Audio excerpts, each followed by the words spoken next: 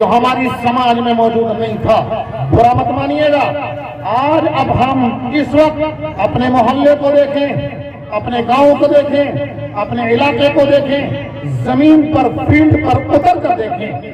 ہم لوگ مدرسوں کی باؤنڈری میں بند رہنے والے لوگ ہیں، ہمیں زیادہ حالات کا علم نہیں ہوتا، ہم چوپالوں پر نہیں بیٹھتے، ہم حقے کی مجلسوں میں بھی نہیں بیٹھتے، ہم چوراہوں پر نہیں بیٹھتے، ہم ہوٹلوں پر بیٹھ کر لوگوں کی باتوں کو نہیں سنتے، لیکن مدرسے کی باؤنڈری میں بند رہنے کے باوجود جو حالات ہمیں معلوم ہوتے ہیں، میں کہہ سکتا ہوں کہ نبی کے نبی بنائے جانے کے وقت جو گناہ، جو کرائم اور جو جرائم معاشرے اور سوسائٹی کے اندر موجود تھے، آج ان میں سے کوئی گناہ ایسا نہیں ہے جو ہمارے سماج اور سوسائٹی میں نہ پایا جاتا۔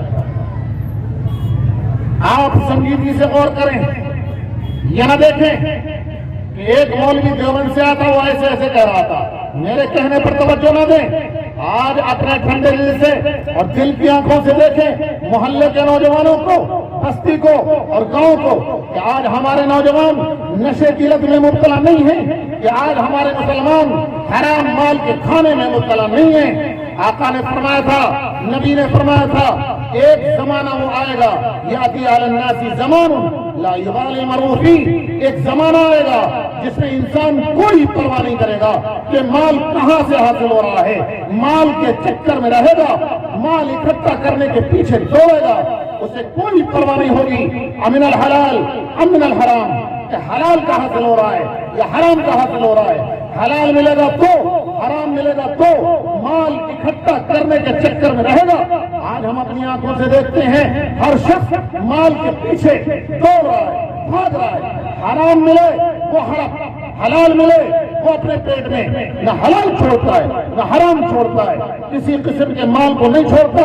اور جہاں تک زناکاری بدکاری کا موقع ہے اور زناکاری بدکاری کی بات ہے، دوستو آپ مجھ سے زیادہ جانتے ہیں، جب سے ہمارے نوجوانوں کے اندر نہ ہمارے نوجوانوں کے ہاتھوں میں یہ موبائل آ گیا اور اس موبائل کے اندر انٹرنیٹ آ گیا، فیس بک آ گیا، یوٹیوب آ گیا، تب سے ہمارے نوجوان ایسی ایسی گندی حرکتوں میں مبتلا ہیں کہ ہم جو سنتے ہیں، جو والدین ہمیں بتا بتاتے ہیں، اپنا دکھڑا سناتے ہیں، کبھی دعاؤں کے لیے کہتے ہیں، کبھی ہمارے بڑوں سے تعویذ مانگتے ہیں، کبھی دم کراتے ہیں، کبھی پانی پڑنے کو کہتے ہیں، اپنی اولاد کی جو کہانی سناتے ہیں، ہم سر پکڑ کے رہ جاتے ہیں کہ ہماری نئی نسل کیسی کیسی گندی حرکتوں میں مبتلا ہے۔ بہت عجیب صورتحال ہے۔ میں کہہ رہا ہوں آپ سے کہ آپ مجھ سے زیادہ حالات جانتے ہیں۔ میں ایک جلدی سے بات بتا دوں، 5-6 سال پہلے، رمضان کا مہینہ آنے والا ہے، 6-7 سال پہلے کی بات ہے، اب تو اور ماحول بگڑ گیا ہے۔ 6-7 سال پہلے رمضان کے مہینے میں دلی میں ایک ہمارے شاگرد قرآن شریف سنا رہے تھے، ظہر کے بعد انہوں نے فون کیا کہ ایک نوجوان لڑکا ایک مسئلہ پوچھ رہا ہے، حضرت بتا دیجیے۔ ہم نے کہا بتاؤ بیٹا کیا مسئلہ پوچھ رہا ہے؟ ہم تو دل پکڑ کے بیٹھ گئے کہ نوجوان رمضان کے مہینے میں کیسی کیسی حرکتوں میں مبتلا ہیں۔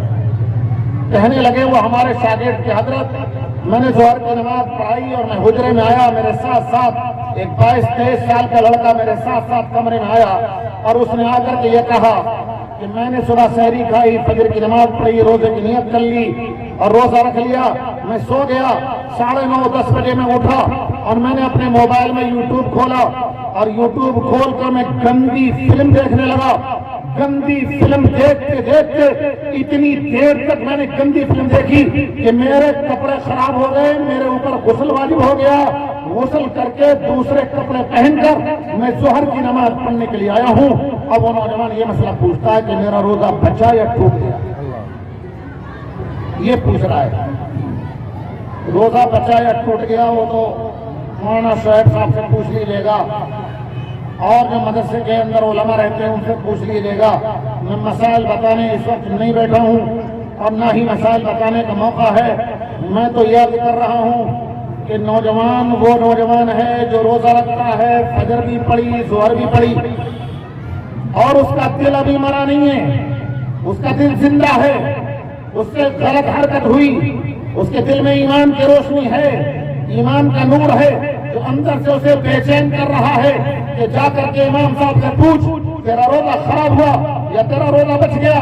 اسے اپنے روزے کی فکر مند ہے, دل میں قرآن بے چینی فکر رکھنے والا نوجوان ہے.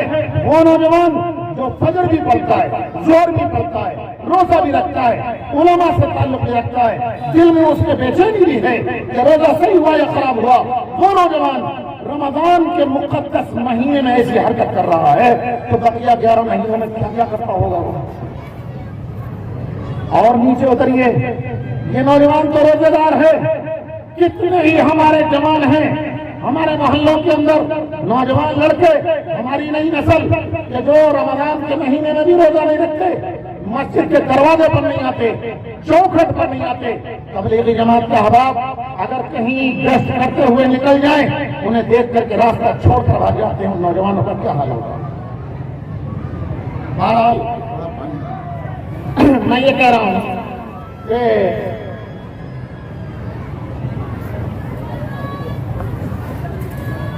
میں جو کہنا چاہتا ہوں اس پر توجہ دیں. میں یہ کہنا چاہتا ہوں کہ سماج میں, سوسائٹی میں, ہمارے معاشرے میں, ہمارے محلے میں, ہمارے گھروں کے اندر کوئی گناہ ایسا نہیں ہے جو نبی کے بعثت کے وقت میں گناہ تھا اور اب نہ ہو, ایسا نہیں ہے. ہر گناہ ہمارے معاشرے میں آ چکا ہے جو نبی اکرم صلی اللہ علیہ وسلم کے بھیجنے کے وقت تھا. اب ایک آخری بات سنیے اور پھر میں اپنی بات ختم کر دوں گا, اگرچہ میرے پاس ابھی 13 منٹ ہیں بیان کرنے کے لیے, لیکن توجہ سے سنیں اور بہت بڑی اہم ہے. دیکھیے میں جو بتانا چاہتا ہوں وہ سنیے. میں کیا کہنا چاہتا ہوں, جب سماج میں ہر قسم کا بگاڑ تھا اور سماج کا بگاڑ اپنی انتہا کو پہنچا ہوا تھا, اللہ تعالیٰ نے وہ سب سے مناسب موقع اور اللہ کے علم میں سب سے مناسب وقت تھا امام الانبیاء کو بھیجنے کا. نبی اکرم کو بھیجا, تمام انبیاء کے امام کو بھیجا, تمام رسولوں میں سب سے افضل ترین رسول کو بھیجا. اس بگڑے ہوئے سماج کو سدھارنے کے لیے, معاشرے کی اصلاح کرنے کے لیے, سوسائٹی کو لائن پر لانے کے لیے اور لوگوں کو غلط راستے سے ہٹا کر سیدھے راستے پر ڈالنے کے لیے. میں عرض یہ کرنا چاہتا ہوں, غور کریں, اس بگڑے ہوئے سماج کو لائن پر لانے کے لیے اللہ تبارک و تعالیٰ نے نبی اکرم صلی اللہ علیہ وسلم کو سب سے پہلا حکم جب نبی بنایا, غار حرا میں پہلی وحی آئی, حضرت جبرائیل اللہ کے پاس سے پہلا پیغام لے کر کے آئے تو کس چیز کا لائے؟ لوگوں, میری بات آپ کو بہت عجیب سے لگے گی کہ یہ تو اپنی باتیں کرتا ہے, لیکن بات حق ہے. ذرا سنیے میں کیا کہہ رہا ہوں. بگڑے ہوئے ماحول کو سدھارنے کے لیے, بگڑے ہوئے سماج کو صحیح کرنے کے لیے, سوسائٹی کو لائن پر لانے کے لیے اور نسلوں کو راہ راست پر ڈالنے کے لیے اللہ نے جب نبی کو بھیجا تو سب سے پہلا حکم نماز کا نہیں آیا. جو میں کہہ رہا ہوں, میں نے کہا تھا کہ میں کہوں گا تو آپ کو وعدہ نہیں لگے گی, لیکن بات سچی ہے. سب سے پہلا حکم نماز کا نہیں آیا. نبی کے نبی بننے کے 7 سال بعد معراج کے اندر نماز کا حکم آیا. روزے کا بھی نہیں آیا, زکات کا بھی نہیں اور حج کا بھی نہیں. دیکھو دوستو, یہ مت کہنا کہ تو عجیب مولوی الٹی الٹی باتیں کرتا ہے.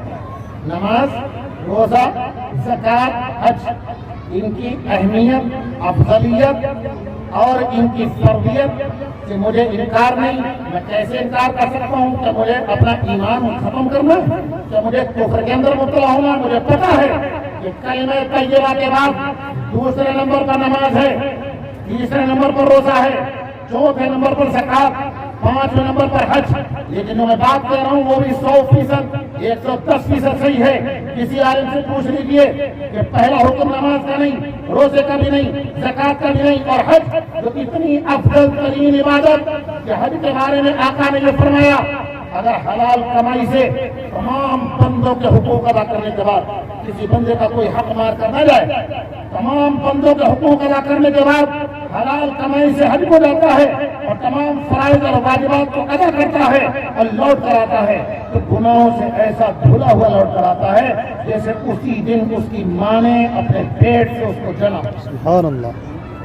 جیسے ماں کے پیٹ سے پیدا ہونے والا بچہ پاک صاف ہوتا ہے، اس کے سر پر اس کے کاندھے پر کوئی گناہ نہیں ہوتا، کوئی جرم نہیں ہوتا، معصوم بچہ اسی طریقے سے حج سے لوٹنے والا گناہوں سے دھلا دھلایا واپس آتا ہے۔ اس تمام تر فضیلت کے باوجود مجھے یہ بھی پتا ہے کہ حج کا فریضہ اور حج کی فرضیت اور حج کا حکم نبی کے نبی بننے کے 20 سال کے بعد، آپ صلی اللہ علیہ وسلم کی وفات سے صرف 3 سال پہلے حج کا حکم نازل ہوا۔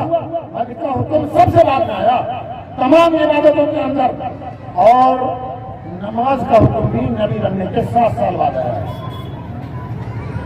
ذرا غور سے سنیں، اب جو میں بات کر رہا ہوں آگے کی، جب بگڑا ہوا ماحول تھا اور بگڑے ہوئے ماحول کو صحیح کرنا تھا، اللہ تبارک و تعالیٰ نے نبی کو ذمہ داری دے کر کے بھیجی کہ نسلوں کو سنبھالیے اور نسلوں کو صحیح لائن پر لائیے، انہیں حرام سے بچائیے، شراب سے بچائیے، ابتذال سے بچائیے، زناکاری بدکاری سے بچائیے۔ سب سے پہلا حکم، آپ صلی اللہ علیہ وسلم غار حرا میں عبادت میں مصروف ہیں۔ حضرت جبرائیل اللہ کے پاس سے پہلا پیغام، پہلا پروانہ، رسالت کا پہلا پیغام لے کر کے آتے ہیں، تو پہلا پیغام آتا ہے اقرأ بسم ربک الذی خلق، اس رب کے نام سے پڑھیے جس نے پیدا کیا۔ سب سے پہلا حکم پڑھنے کا آیا ہے۔ پتہ یہ چلا علم اور پڑھنا پہلے ہے، نماز بعد میں، علم حاصل کرنا پہلے ہے، روزہ بعد میں ہے، علم کا حصول